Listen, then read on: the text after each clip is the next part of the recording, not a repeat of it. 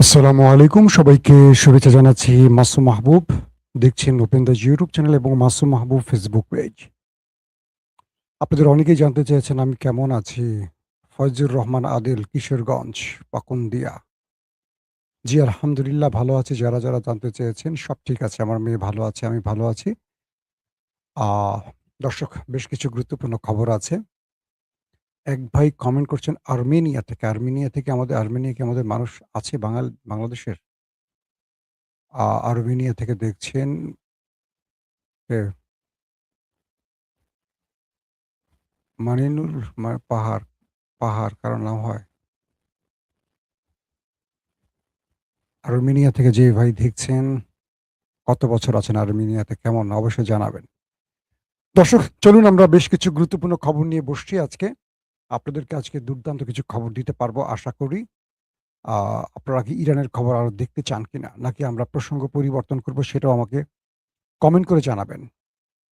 ১ম যে গুরুত্বপূর্ণ খবর, মুজতফা খামেনি অবশেষে পৃথিবীকে আবারও একটা কাঁপুনি দিল তার একটা স্টেটমেন্ট দিয়ে, এক বক্তব্যে। আমেরিকা সহ পুরো মধ্যপ্রাচ্য বিশ্বকে কাঁপিয়ে দিয়েছেন। ২ নম্বর গুরুত্বপূর্ণ খবর, মার্কিন একটি রণতরী পালিয়ে গেল না ফেরত গেল? যেটি এসছিল ইরানকে ধ্বংস করতে সেটি এখন নাকি নিজেই ব্যর্থ হয়ে চলে যাচ্ছে। ৩ নম্বর গুরুত্বপূর্ণ খবর, মধ্যপ্রাচ্যে একের পর এক মার্কিন উপস্থিতি বাড়ছে, যুদ্ধের প্রস্তুতি পাশাপাশি। ইরান যেকোনো সময় আমেরিকার ওয়ারশিপে আক্রমণ চালাবার ঘোষণা দিয়েছে। ৪ নম্বর গুরুত্বপূর্ণ খবর, মধ্যপ্রাচ্য থেকে আমেরিকাকে বিদায় নিতে হচ্ছে এবং ইরান বলেছে মধ্যপ্রাচ্যকে পাক করা হবে আমেরিকা মুক্ত করে। চলুন আপনাদেরকে আমি এই গুরুত্বপূর্ণ খবরগুলো দেব, পাশাপাশি ইমরান খানের খবরটাও দিতে চাই। ১ম এ আমি ইমরান খানের খবর দিয়ে চলে যাব ইরান আমেরিকা প্রসঙ্গে। পাকিস্তানের এই মুহূর্তে যতগুলো জরিপ হয়েছে প্রত্যেকটি জরিপে সবচেয়ে জনপ্রিয় নেতার নাম ইমরান খান। সর্বশেষ যে জরিপটি হয়েছিল সেখানে ইমরান খানের জনপ্রিয়তা ছিল ৮০% এর উপরে এবং ইমরান খান সর্বশেষ যে নির্বাচনটি হয়েছিল সেই নির্বাচনে ইমরান খানের দল পিটিআই একাই ২০০ আসন লাভ করেছে, যেটা পুলিং রেজাল্ট অনুযায়ী, ডিসি অফিসের না। অর্থাৎ ভোট কেন্দ্রের ফলাফল অনুযায়ী এটা হলো রাইট, যেটাকে বলে ফ্রম 45। কিন্তু ইমরান খান ক্ষমতার বাইরে আছেন কারণ এস্টাবলিশমেন্ট ইমরানকে ক্ষমতায় বসতে দেয়নি। সবসময় এস্টাবলিশমেন্ট তার পুতুলকে ক্ষমতায় বসায়, যাকে দিয়ে রাষ্ট্র কন্ট্রোল করা যায়, লুটপাট করা যায়, তাদের ইচ্ছা বাস্তবায়ন করা যায়। এটা বাংলাদেশেও হয়। বাংলাদেশের জনগণের ভোটে খুব কমই নির্বাচিত হয়। হয় ওই দেশ যা চায় আর আমাদের দেশের এস্টাবলিশমেন্ট যা চায়। এটা বাংলাদেশের সচেতন মহল মোটামুটি ভালো করে জানেন। তো ইমরান খানকে নিয়ে একের পর এক অ্যাডভেঞ্চার করে আসিম মনির। ১ম এ কামার জাভেদ বাজওয়া, তারপর আসে আসিম মনির। যার সেনা চাকরি, সেনাবাহিনীর চাকরির মেয়াদ শেষ হয়ে যায়। তারপরও সে ৪-৫ দিন এক্সটেনশন অতিরিক্ত নওয়াজ শরীফের কাছ থেকে নিয়ে তিনি এই পদে, সেনাপ্রধান পদের জন্য নওয়াজ শরীফের মূল্যায়ন নেন এবং পরবর্তী তিনি, যেহেতু নওয়াজ শরীফের দল ক্ষমতায় বসে, ইমরানকে হটিয়ে অবৈধ পথে কামার জাভেদ বাজওয়ার হাত ধরে পরে তিনি সেনাপ্রধান হন। এরপর সবকিছু তার কুক্ষিগত করে তিনি এখন ফিল্ড মার্শাল এবং পাকিস্তান চলছে আসিম মনিরের ইশারায় সবকিছু। শাহবাজ শরীফ পুতুল প্রধানমন্ত্রী, একেবারে পুতুল। অনেক দেশে পুতুল প্রধানমন্ত্রী থাকে। কখনো দেখবেন কোনো দেশের স্বরাষ্ট্রমন্ত্রী প্রধানমন্ত্রী, কিন্তু প্রধানমন্ত্রী থাকে একজন নামমাত্র। আবার কোনো দেশে দেখবেন যে অমুক ব্যক্তি প্রধানমন্ত্রী, এরকম অনেক দেশে থাকে। তো পুতুল প্রধানমন্ত্রী শব্দটা এখন আমরা আমাদের আশপাশে অনেক জায়গায় দেখি। তো পাকিস্তানের ক্ষেত্রেও এরকম আছে যে আসিম মনিরই কার্যত রাষ্ট্রের সব। শাহবাজ শরীফ পুতুল প্রধানমন্ত্রী। তো ইমরানের এই জনপ্রিয়তায় তিনি ঈর্ষান্বিত হন এবং তিনি বুঝতে পারছেন যে ইমরানকে কোনো প্রকার ছাড় দিলে ইমরান তাদেরকে ছাড়বে না এবং পাকিস্তানের এস্টাবলিশমেন্টের দুর্নীতি বন্ধ করে ফেলবে, তাদেরকে গলা টিপে ধরবে। তাই ইমরানকে যেকোনোভাবে শেষ করতে হবে, তার রাজনৈতিক ক্যারিয়ার শেষ করতে হবে, তাকে অবৈধভাবে জেলে ঢুকানো হয়। তিনি আজ কত বছর, পাকিস্তানের শেষ যে নির্বাচনটি হয়েছে তার আগ থেকে তিনি জেলে, এখনো জেলে আছেন এবং এই মুহূর্তে তাকে কারো সাথে দেখা করতে দেয়া হয় না। তো আজকে সলমন সফদর নামে একজন আইনজীবী, ইমরান খানের একজন আইনজীবী তার সাথে দেখা করার সুযোগ পান এবং তিনি ইমরান খানের যে শারীরিক অবস্থা দেখেছেন তার একটা বর্ণনা তুলে দিয়েছেন। পাকিস্তানের গণমাধ্যম সেটা প্রচার করেছে। সেখানে বলা হয়েছে যে ইমরান খানের একটি চোখ অন্ধ হয়ে গেছে। তিনি সেই চোখে দেখছেন না। ইমরান খান তার আইনজীবীকে বলেছেন, "আমি আমার এই চোখটিতে কিছু দেখতে পাচ্ছি না।" পাশাপাশি তার স্ত্রী বুশরা বিবিরও চোখের সমস্যা দেখা দিয়েছে এবং ইমরানকে জেলে বিনা চিকিৎসায় রাখা হয়েছে। তার উপর প্রচুর টর্চার হচ্ছে মেন্টালি, শারীরিক বিভিন্নভাবে। কিন্তু ইমরানকে ছাড়া হবে না কারণ ইমরান খান এস্টাবলিশমেন্টের সাথে আতাত করবে না। এস্টাবলিশমেন্টের অনুরোধ রাখবে না। ইমরান খান আসলে একটা বোকা মানুষ। অনেকে বিদেশ থেকে এস্টাবলিশমেন্টের আ কি বলবো? আবদার রক্ষা করে প্রধানমন্ত্রী হয়ে যেতে পারে, রাষ্ট্রপতি হয়ে যেতে পারে, অনেক কিছু হয়ে যায়। কিন্তু ইমরান খান তার দেশের জন্য, জনগণের জন্য তিনি জেলখানায় আছেন আজকে ৩-৪ বছরের উপরে। তারপর তিনি ক্রমান্বয়ে অসুস্থ হতে, হতে মৃত্যুর দিকে যাচ্ছেন। তার একটা চোখ বিনা চিকিৎসায় অন্ধ হয়ে যাচ্ছে। তারপরও তিনি বলছেন মৃত্যু পর্যন্ত ওয়েট করবেন কারাগারে। এই জাতির বা এই দেশের বিজয়ের যে লড়াইটা তিনি করছিলেন, মুক্তির যে আন্দোলনটা করছেন, এখান থেকে তিনি ফিরে যাবেন না। পৃথিবীতে এরকম ২ জন, ৩ জনের নাম আমি বলতে পারি যারা আপসহীন নেতৃত্ব দিয়েছেন। নেলসন ম্যান্ডেলা, বেগম খালেদা জিয়া আর পাকিস্তানের ইমরান খান। খালেদা জিয়া এতটা আপসহীন ছিলেন যে ক্রমান্বয়ে তাকে মানে স্লো পয়জনিং করে আস্তে, আস্তে মৃত্যুর দিকে পাঠানো হয়েছে। তিনি আতাত করেননি। তার দল এখন আতাত করছে বিভিন্ন স্বার্থের জন্য বা আমি জানি না, শোনা যাচ্ছে এরকম বা তাদের কাজকর্ম দেখে মনে হচ্ছে যে তারা কোনো, কোনো জায়গার সাথে আতাত করে হয়তোবা রাষ্ট্র চালাচ্ছে বা ক্ষমতা ধরে রেখেছে বা ব্লা, ব্লা, ব্লা। কিন্তু খালেদা জিয়ার যে চরিত্রটি ছিল সেটা ছিল আসলে আপসহীন। যেটা বাংলাদেশ, স্বাধীন বাংলাদেশে এই চরিত্রের নেতা বা নেত্রী এর আগে কেউ দেখেনি। এবং পাকিস্তান দেখল ইমরান খান নামক একজন নেতাকে যিনি ক্রিকেটের মাঠ থেকে এসে পৃথিবী জয় করার স্বপ্ন দেখেছিলেন। পাকিস্তানকে এক অনন্য উচ্চতায় নিয়ে যাওয়ার স্বপ্ন দেখেছিলেন। সেই স্বপ্নদ্রষ্টাকে এখন কারাগারে মৃত্যুর অপেক্ষায় থাকতে হয়েছে। আর পাকিস্তানের তেহরিক ইনসাফ হলো বিএনপির মতো। অর্থাৎ আন্দোলনের ডাক দিয়ে কেউ ফোন আর চালু রাখে না, সব ফোন বন্ধ রাখে। বেগম খালেদা জিয়া আমাকে একবার বলেছিলেন তার একটা ওয়ান টু ওয়ান বৈঠকে, মার্চ ফর ডেমোক্রেসি সহ কয়েকটা আন্দোলনে যখন সরকার পতনের প্রচেষ্টা বিএনপি বা ৪ দলীয় জোট বা ২০ দলীয় জোট বড়, বড় আন্দোলন তৈরি করে। আন্দোলনের দিন কোনো নেতার ফোন আর মানে চালু থাকে না, সব ফোন বন্ধ হয়ে যায়। তো পিটিআইর অবস্থাটা এরকম হয়ে গেছে। পিটিআই আন্দোলনের ঘোষণা দিয়ে আর কাউকে খুঁজে পাওয়া যায় না। মাঠে শুধু কর্মীরাই থাকে। তো ইমরান খানের পিটিআই আসলে অনেক নির্যাতনও সহ্য করেছে। তবে কর্মীরাই সেটাই করেছে। কর্মীরা অনেক জীবনও দিয়েছে ইমরান খানের জন্য। তো সেই ইমরান খান এখন অন্ধ হয়ে গেছে। এটা আমাদের জন্য সবচেয়ে দুঃখজনক একটা ব্যাপার। পিটিআইকে এই মুহূর্তে যদি রাজপথে নেমে একটা আন্দোলন করে এস্টাবলিশমেন্টের পতন ঘটাতে না পারে বা এস্টাবলিশমেন্টেরকে বাধ্য করতে না পারে ইমরানকে মুক্তির জন্য, মনে রাখবেন পাকিস্তান আরো কয়েকশো বছরের জন্য কি বলবো অন্ধত্বের দিকে চলে যাবে। এই পাকিস্তানের মুক্তি অসম্ভব বলে মনে হচ্ছে। যেটা বাংলাদেশের ছাত্র জনতা দেখাতে পেরেছে সেটা পাকিস্তান দেখাতে পারছে না। এটা পাকিস্তানের জন্য সবচেয়ে লজ্জার এবং কি বলবো কলঙ্কের। আসেন আমরা ইমরান খান খবর তো পেলেন, এবার আমরা আমেরিকা ইরানের খবরে চলে যাই। মার্কিন প্রেসিডেন্ট ইরানে আক্রমণের জন্য ডার্ক ঈগল নামে সবচেয়ে ভয়ংকর মিসাইল কল করেছে। অর্থাৎ ইরানের বিরুদ্ধে ডার্ক ঈগল এই মিসাইলটি ব্যবহারের জন্য তিনি মধ্যপ্রাচ্যে এই হাইপারসনিক মিসাইলটিকে আনছেন। এটি খুব ভয়ংকর একটি মিসাইল। এটার অনেক বর্ণনা আমি দেখলাম আজকে ওয়েবসাইটে বসে। তার মানে আমেরিকা ইরানের সাথে একটা বড় গেইমে নামার চেষ্টা করছে। আমেরিকার সামনে আর কোনো পথ খোলা নেই। পাশাপাশি ট্রাম্প নতুন করে আরেকটি ট্রুথ সোশ্যালে হুমকি দিয়েছে ইরানকে। তিনি এখন অনেকটা বলা যায় যে Facebook, YouTube, Twitter এ আমরা একে অপরের সমালোচনা করি না বা হুমকি দেই না? ট্রাম্প এখন বাস্তবে কিছু করতে না পেরে চলে গেছে ট্রুথ সোশ্যাল। এটি তার নিজের একটি সোশ্যাল মিডিয়া। তো সেখানে তিনি আমেরিকাকে বার্তা দেন। সে প্রতিদিনই নানান রকম ছবি আপলোড করেন। গ্রাফিক্স বা এআই ব্যবহার করে ছবিগুলো বানান। কখনো M4 রাইফেল হাতে নিয়ে দাঁড়ান, কখনো এটা করেন, ওটা করেন, করে নিজেকে একটু হিরো প্রচারের জন্য তিনি এই কাজগুলো করেন। সিনেমা-টিনেমা হয়তো একটু বেশি দেখেন হলিউডের না। আমার মনে হয় তিনি শাকিব খানের ছবি বেশি দেখেন ডোনাল্ড ট্রাম্প। ওকে। তো ডোনাল্ড ট্রাম্প নতুন আরেকটি মানে সোশ্যাল মিডিয়াতে তার পোস্ট এসছে, সেখানে লেখা আছে, the storm is coming, the storm is coming, অর্থাৎ তুফান আসছে।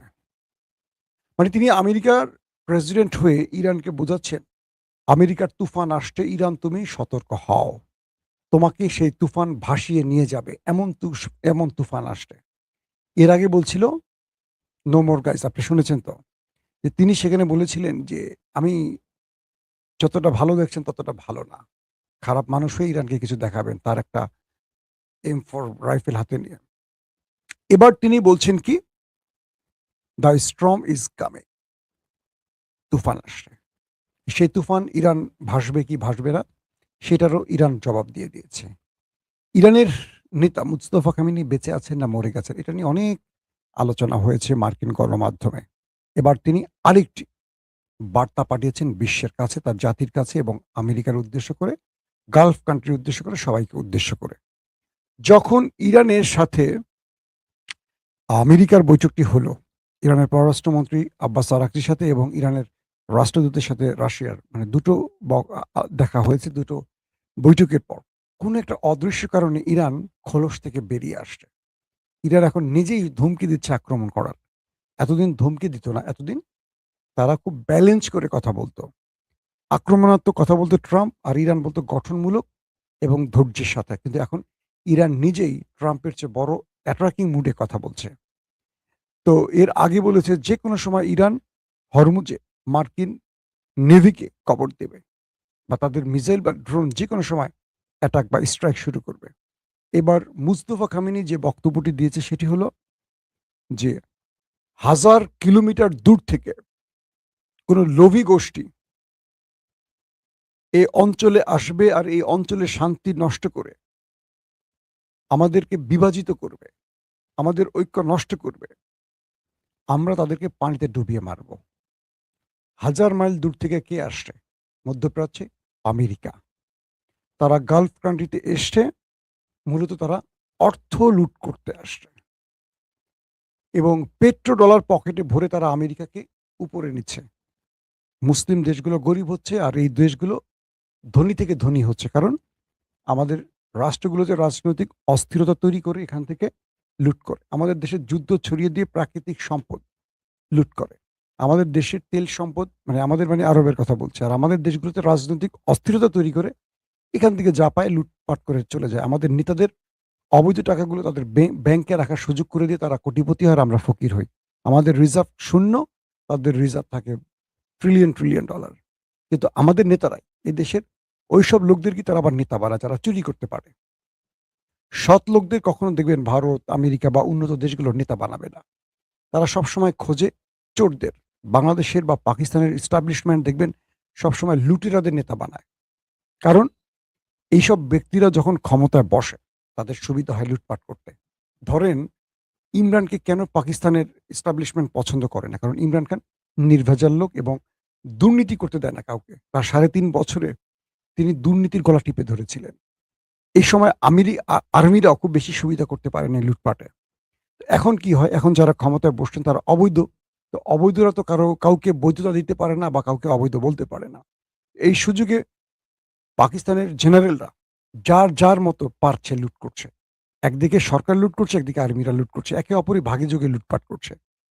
এই টাকাগুলো তারা কি পাকিস্তানে রাখছে না, তারা আমেরিকায় পাঠায়।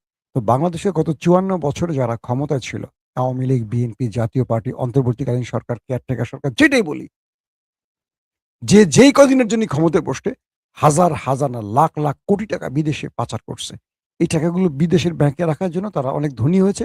আর আমাদের টাকা চলে যাওয়ার কারণে আমরা গরিব হয়ে গেছি। সোজা বাক্য। আর এই নেতাদের চেয়ে বড় দোষ কাদের জানেন? আমাদের ভোটারদের। নির্বাচনের আগে অমুক ভাই, তমুক ভাই ৫০০ টাকা দেয়, ১,০০০ টাকা দেয়, মারি ভোটটা।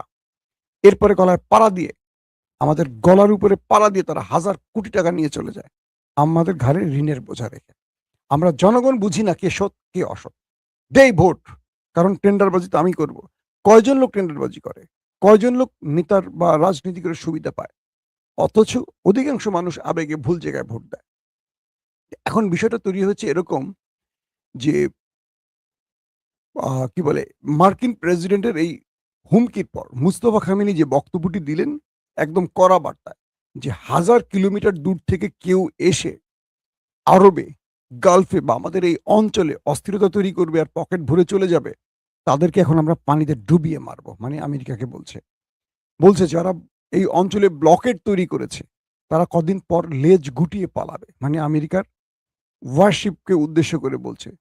এবং এই দুনিয়া তাকিয়ে দেখবে আমেরিকার পরাজয়। এবং তাদেরকে সব রকমভাবে ব্যর্থ করা হয়েছে। বাকি সময়টুকু তাদেরকে ব্যর্থ করে এখান থেকে ঘাড় ধাক্কা দিয়ে বিদায় করা হবে। মানে এখান থেকে তাদেরকে বিদায় করা হবে। ইরান আমেরিকাকে এখান থেকে বিদায় করবে। এবং বলছে যে মধ্যপ্রাচ্যে আমেরিকা আর থাকতে পারবে না। এবং মধ্যপ্রাচ্যকে, আরবকে পাপ মুক্ত করা হবে আমেরিকার বিদায়ের মাধ্যমে। এই শব্দটা একদম মুস্তাফা খামেনি স্প্রেডলি বলছে। মধ্যপ্রাচ্যকে পাপ মুক্ত করা হবে। পাপ মুক্ত করা হবে আমেরিকাকে এখান থেকে বিদায় করে। তাহলে এই বক্তব্যে পুরো পৃথিবী কেঁপে উঠছে এবং বলছে হরমুজ প্রণালীর কন্ট্রোল ইরানের হাতেই থাকবে।